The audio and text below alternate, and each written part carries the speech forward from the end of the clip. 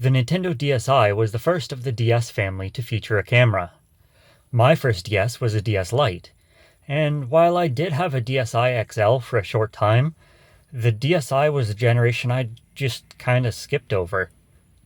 I didn't really see the need to upgrade my DS Lite for what seemed like all I'd get was a camera, and lose my Game Boy Advance slot. I'm sure a lot of you watching had, and probably still have, a DSi, along with the memory cards filled up with low-res blurry images that are too nostalgic to delete. I never actually used the camera before I sold my DSi XL.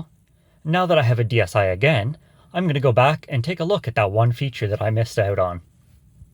I took this white DSi out with me for a week, and used it to take some pictures of just about anything. The camera itself is very simple, even more so than the other consoles I've looked at so far.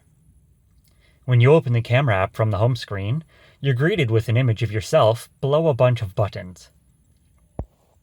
All of these buttons are for different effects you can add before taking your picture. While these are things that I didn't really use, I can imagine hours being spent twisting pictures and drawing mustaches. You may notice, however, there are no settings buttons, no focus, you don't even get a button to switch to the rear camera here. To access that, you have to choose your lens first, before getting the switch option. You can also just press L or R on the home menu to go directly to this screen. When it comes to the photos themselves, they are very low resolution, at just 0.3 megapixels. There are also no video capabilities here. Again, like the 3DS camera, I'm not too sure about the focal length, but this one is wider. Probably around 30 millimeters. It does look to be just a bit sharper than the 3DS. Photos come out grainy. Fact.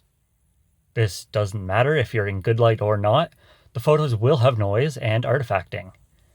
Colors are also a little muddy and not very accurate. There is also next to no dynamic range, with lots of details in the shadows and blown out highlights at the same time. At least you could use this camera to get some nice old-timey 2000s era looking shots, I guess. Even back in 2010, when the DSi was first released, this wouldn't have been considered a good camera. But I'm sure that didn't matter to all those that grew up with the DSi, using it as their first camera, taking pictures of everything to warp and doodle on. Like the others I looked at, it's primarily a game console. The camera itself is kind of a gimmick. It didn't need to be good.